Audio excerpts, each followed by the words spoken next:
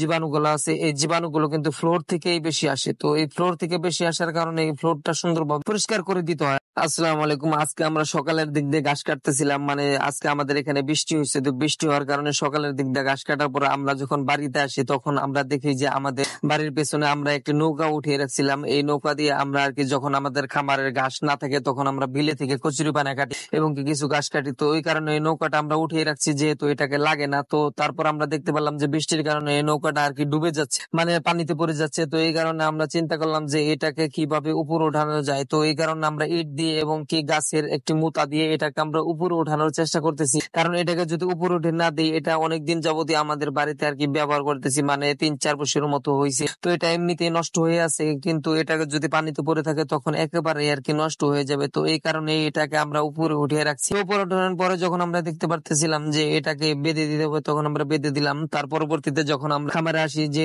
তখন আমরা দেখতে পারলাম যে আমাদের যে গরুটা, মানে খামারে যে ষাঁড় গরুগুলো আছে, এগুলাকে আমরা 2 দিন যাবত আর কি ধোয়াইতে পারতেছি না। এটার একটা কারণ হলো মানে যে বৃষ্টি হইতেছে 2 দিন যাবত, যেহেতু এটাকে ঠান্ডা, তো ঠান্ডার কারণে আমরা ওইরকম ভাবে আর কি গরু ধোয়াই। আজকে ধোয়াই দিতেই হবে, কারণ আজকে যেহেতু 2 দিন হয়ে গেছে, এই গরুর শরীরে গোবর লেগে আছে এবং অনেক জীবাণু লেগে আছে। তো এই কারণে এটাকে আমরা আর কি আজকে যে আমাদের ষাঁড় গরুগুলো আছে এই গরুগুলোকে আমরা সুন্দরভাবে ধুয়ে দিব এবং এই ফ্লোর গুলো আমরা সুন্দরভাবে পরিষ্কার করে দেবো। কারণ এই গরুগুলোকে যদি আমরা এখন আর ধুয়ে না দিই, তাহলে হয়তো এটার শরীরে জীবাণু থাকবে, আর জীবাণু থাকলে এটা রোগবালাই আর কি খামারে বেশি আসে। তো এই কারণে আমরা পায়ে থেকে মাথা পর্যন্ত সুন্দরভাবে ধুয়ে দেওয়ার চেষ্টা করতেছি। আর এখানে আমরা ফ্লোরে যখন ফ্লোরটা পরিষ্কার করি তখন আমরা আর কি ব্লিচিং পাউডার দিই। তো আমি সবসময় আর কি খামারের যে ফ্লোর গুলো আছে এই ফ্লোর গুলো আর কি সবসময় সুন্দরভাবে পরিষ্কার করার চেষ্টা করি, কারণ খামারের যে জীবাণুগুলো আছে এই জীবাণুগুলো কিন্তু ফ্লোর থেকেই বেশি আসে। তো এই ফ্লোর থেকে বেশি আসার কারণে এই ফ্লোরটা সুন্দরভাবে পরিষ্কার করে দিতে হয়। আর ফ্লোর যদি সুন্দরভাবে পরিষ্কার করে না দিয়ে এগুলা থেকে জীবাণু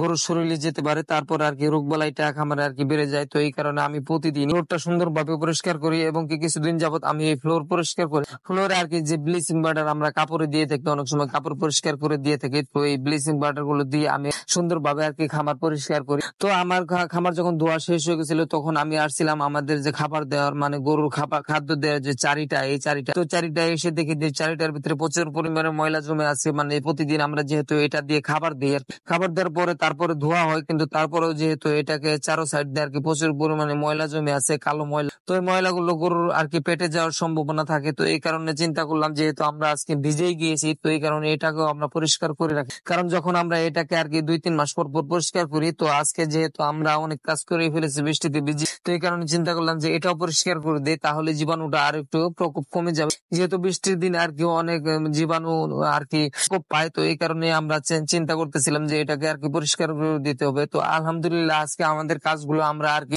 দুপুরের আগে শেষ করতে পারতেছি, যদিও আর কি বৃষ্টিতে ভিজতে হইতে। সকলকে ধন্যবাদ। আসসালামু আলাইকুম।